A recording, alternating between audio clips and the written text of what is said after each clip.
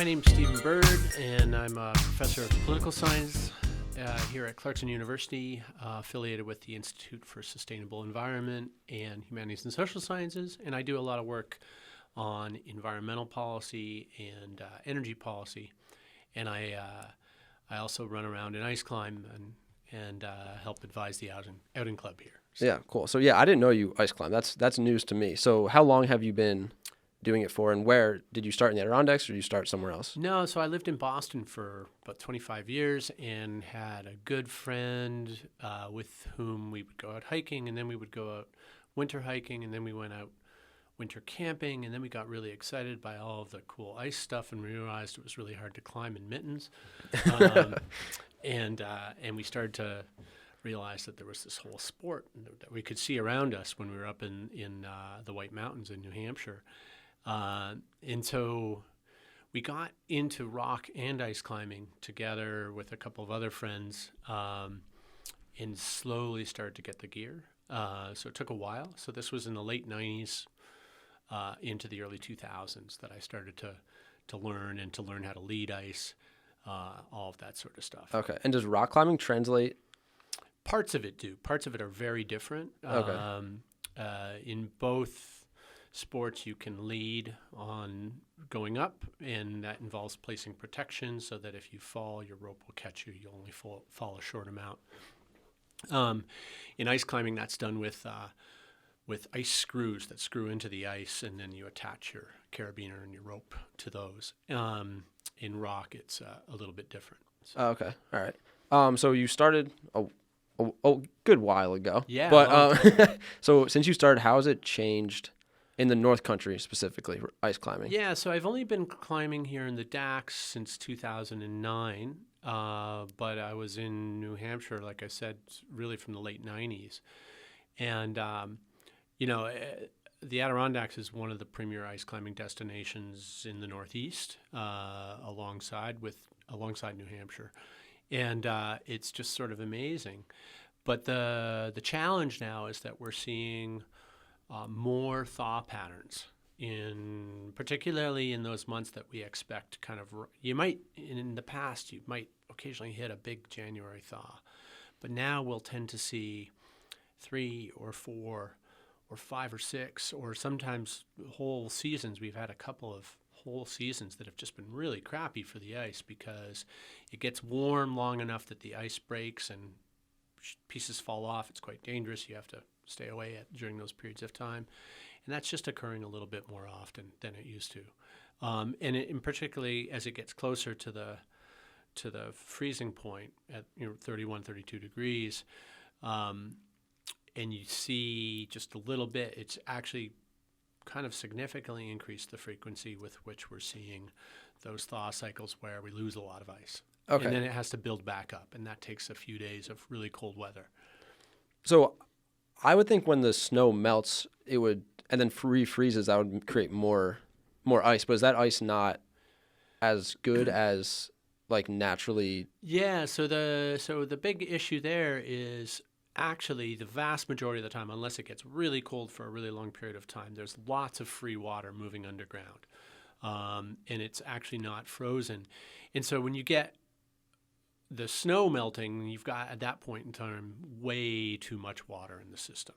And so I was literally out ice climbing on Sunday, 4 days ago, last day of January, over at Salmon River near Watertown. Beautiful, beautiful area.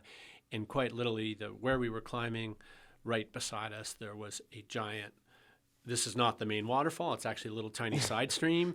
Yeah. You're not allowed to climb on the main waterfall for environmental reasons. A little tiny side stream just spouting out water. And the temperatures were about 34 degrees. And so we had good enough ice because it had been cold for the 4 days before.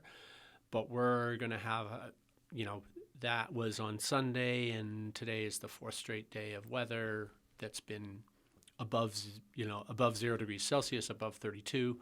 And at this point in time, I could pretty sure if I went back to Salmon today, there wouldn't be a lot that I could climb. Oh, wow. So it is fluctuating a good amount. Quite a bit. Okay. And that's exactly the kind of thing that and there were two other climbs that my partner Brian and I wanted to climb that weren't quite in, that might have been had the weather been colder. And there's lots of normal variability. It's just we're seeing these extremes slowly inch up year after year. And in this sport is particularly sensitive to those changes, those fluctuations. Yeah. I read a few days ago. Have you heard of Ouray, Colorado? Yes. Yeah. Yep. There's like big, because a lot, like one of their biggest tourist draws is their ice park, and it's the premier ice climbing destination in the world. In the period. world. Wow. Bar none. Okay. Yeah. Yeah. Really. So they lose a ton. Economically, they lose a ton if they have unreliable ice. And this is the great challenge here in the North Country, right? We're a place that makes our living on winter sports, whether it's sledding, and by that I mean snowmobiling, or ice climbing, or cross-country skiing, or downhill skiing. I'm also a cross-country skier. I'm an occasional downhill skier. And we know those seasons are shorter now. We know, the ski resorts and places that you used to be able to ice climb down, let's say, more southern New York or in Massachusetts. Some of those places, the ski resorts are going out of business, and the ice climbing destinations are just not getting climbed as much. People have to go further north to get really good ice. Yeah.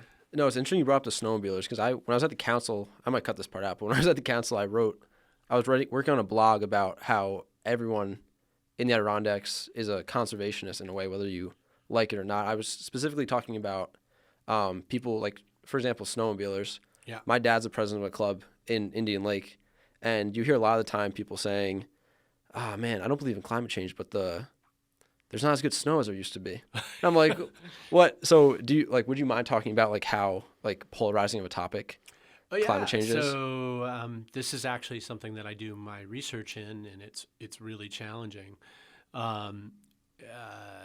So there's a lot of different kinds of cognitive bias that human beings hold, and I'm simplifying things considerably here, but the big issue is that oftentimes if we're associated with a group or a set of beliefs that don't coincide with the reality that we're facing, we find other reasons to not find that data accurate or reasonable. And the data out there is really, really clear from about 1985, 1990 to now. You can take a look at the data and take a look at what ski areas are facing and take a look at how much snow cover we have. And we have really, really good data going forward. That snow cover is going to be less. And for me as an ice climber, the amount of days available to me in a winter that I'm going to have good ice to go out and climb on is going to be less overall, right? Yeah. It's not changing overnight, but it's changing Definitely slowly. changing. And over a 20-year career of being out on the ice, I can definitely see that happening right now. It's just, long and slow. Yeah. Alrighty. Well, thank you. Thank you, Steve. That was awesome.